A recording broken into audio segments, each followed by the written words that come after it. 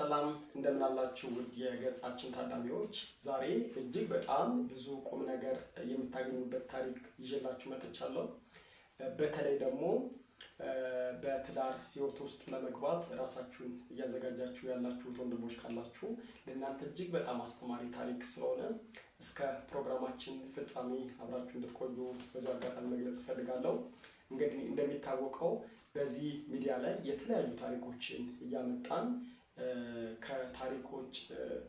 ታሪኮችን ከሰማን በኋላ በምን አይነት መንገድ እናቅናቸው ብለን ወደ ራሳችን ህይወት ተመልክተን ቀጣይ ህይወታችንን ወይም ደግሞ ውሳኔዎቻችንን እንዴት ማቅናት መቻል እንዳለብን የምንማርበት ገጽ ነው።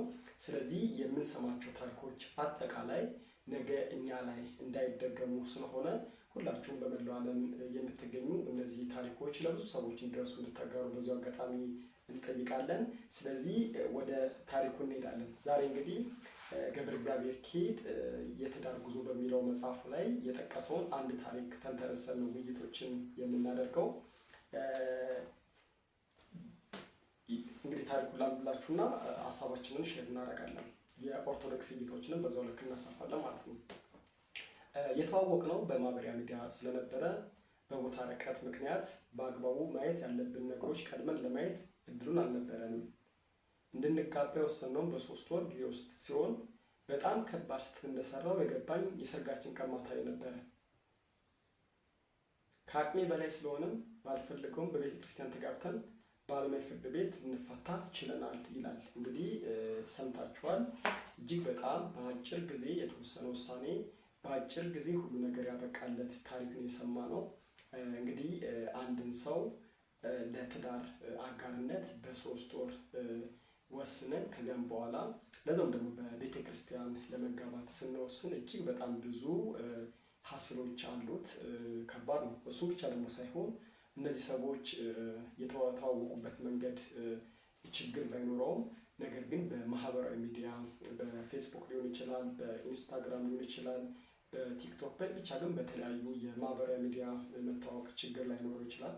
ነገር ግን ይቺ ልጅ ምንም ቁጭ ብላ ሳታስብበት ሳትወስንበት እንደገባችበት ነው እንግዲህ ታሪኩ የሚገልጸው። ለዚያውም ደግሞ በኦርቶዶክሳዊ ጋብቻ የፈጸመች እህት ናት ማለት ነው። ስለዚህ ምን ልላችሁ ፈልጌ ነው፣ አንዳንድ ጊዜ ነጋችንን ላለማበላሸት፣ ምክንያቱም በህይወት ስንኖር አንድ ጊዜ ብቻ የምናደርገው እንግዲህ ትዳር ነው። በተለይ ደግሞ በኦርቶዶክስ እይታዎች ስንመለከት አንድ ሰው ወደ ትዳር ለመግባት በተለያዩ መንገዶች ራሱን ሬዲ ማድረግ መቻል አለበት። ለምሳሌ በፋይናንሻል ስታተስ ሊሆን ይችላል፣ በአእምሯዊ ዝግጁነት ሊሆን ይችላል፣ ኢቨን በስሜት ዝግጁነት፣ በተለያዩ መንገዶች ራሳችን የምናዘጋጅበት መንገዶች አሉ። እሱን በቀጣይ በተለያዩ ታሪኮች እየገለጽ ነው የምንሄድ ይሆናል።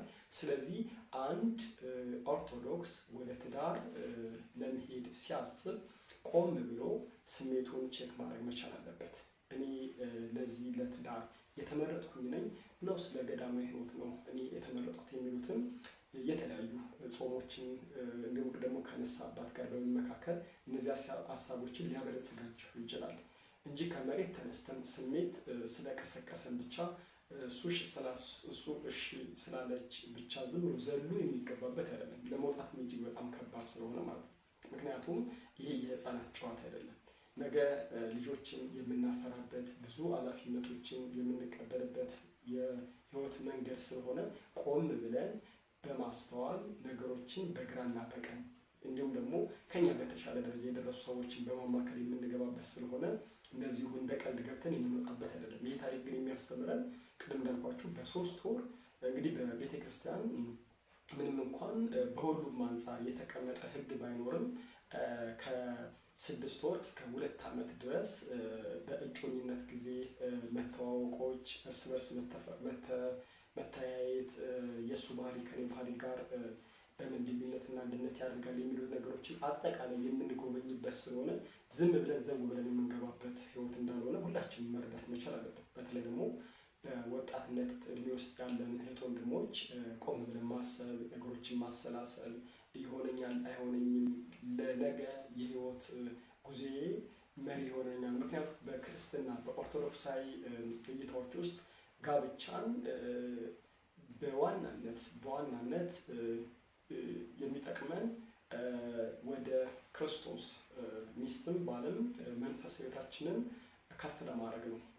አንደኛው ሲደክም አንደኛው ለማበርታት በእንደሱ አይነት መንገድ ስለሆነ እነዚህ ስሜታችንን ለምሳሌ ለመወጣት ብንጠቀምበትም ዘርም ብንተካበትም ዋናው ፒላሩ ግን ክርስቶስን የመንፈስ ሕይወታችንን የምናሳድግበት መንገድ ስለሆነ እንዲሁ በቀላሉ ዝም ብለን የምንገባበት እንዳልሆነ ሁላችንም ማወቅ መቻል አለብን።